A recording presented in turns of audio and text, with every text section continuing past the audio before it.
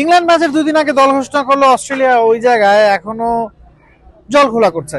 তারা এখনো তাদের একাদশ ঘোষণা করেনি এবং কোনো দলই আসলে সেই কাজটা করে থাকে না। ইংল্যান্ডের মতো আমরা দেখেছি অস্ট্রেলিয়াও একসময় টেস্ট ক্রিকেটে আগে দল ঘোষণা করতো, পাকিস্তান মাঝখানে কিছুদিন এই কাজটা করেছে, তবে এবার অস্ট্রেলিয়া ইংল্যান্ডের বিপক্ষে ম্যাচের আগে এখনো পর্যন্ত দল ঘোষণা করেনি।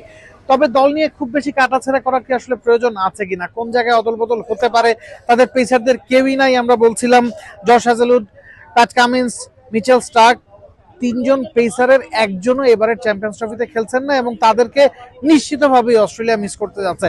টপ অর্ডার দিয়ে যদি শুরু করি, ট্রাভিস হেড ওপেন করছেন, তার সাথে Matthew shot, left hand right hand combination ইংল্যান্ডের মতো অস্ট্রেলিয়াও মেনটেন করছে। জেক ফ্রেজার ম্যাকগুরকে আমরা রিসেন্টলি অস্ট্রেলিয়ার হয়ে 3 নম্বর পজিশনে খেলতে দেখেছি, পারফর্ম করতে পারেননি, তো সেই জায়গায় হয়তো স্টিভেন স্মিথকেই তারা সুযোগ দিয়ে থাকবে।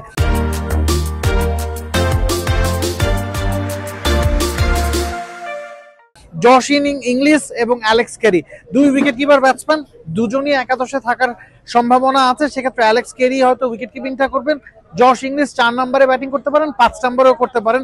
সেক্ষেত্রে মার্নাস লাবুসানাকে অস্ট্রেলিয়া অ্যাড করতে পারে।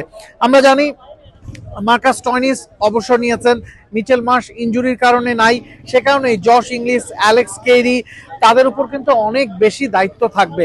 6 নম্বর পজিশনে গ্লেন ম্যাক্সওয়েল আছেন, 7 নম্বরে হয়তো অ্যালেক্স কেরি ব্যাটিং করবেন।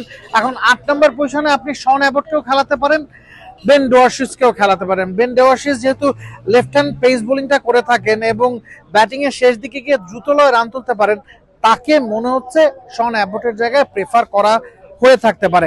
একমাত্র লেগ স্পিনার এই দলটাতে অ্যাডাম জাম্পা, নাথান এলিস এবং স্পেন্সার জনসন, এই দুজন নিশ্চিতভাবে খেলতে যাচ্ছেন। দুজনেরই র পেস আছে। Spencer Johnson hit the deck bowler, অন্যদিকে নাথান এলিস স্লোয়ার ডেলিভারি অনেক বেশি ব্যবহার করে থাকেন।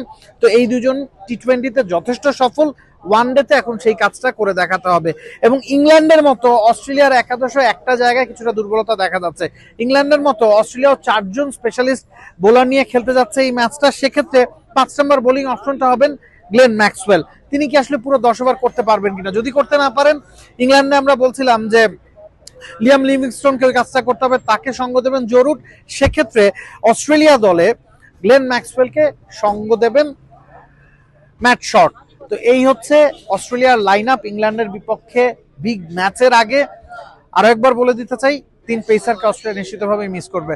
স্পেন্সার জনসন, নাথান এলিস তারা টি20 অ্যারেনায় প্রমাণিত, ওয়ানডে ক্রিকেটে এখনো কিন্তু তারা অনভিজ্ঞ এবং যেই 3 জন একই সাথে চ্যাম্পিয়ন্স ট্রফিতে খেলছেন না, তাদেরকে রিপ্লেস করাটা জনসন, এলিস বা বেন ডোয়ার্সিসদের জন্য আসলে একটু কঠিন কাজই বটে। সে কারণেই মনে হচ্ছে টিমের কম্বিনেশন বা টিমের কম্পারিজন যদি আপনি করেন, ইংল্যান্ডকে একটু হলেও এগিয়ে রাখতে হবে। Nabil Kasar, T Sports, Pakistan. For more updates, subscribe to our YouTube channel and click on the bell icon. Follow us on Facebook and Instagram. Download T Sports app to enjoy exciting games and highlights.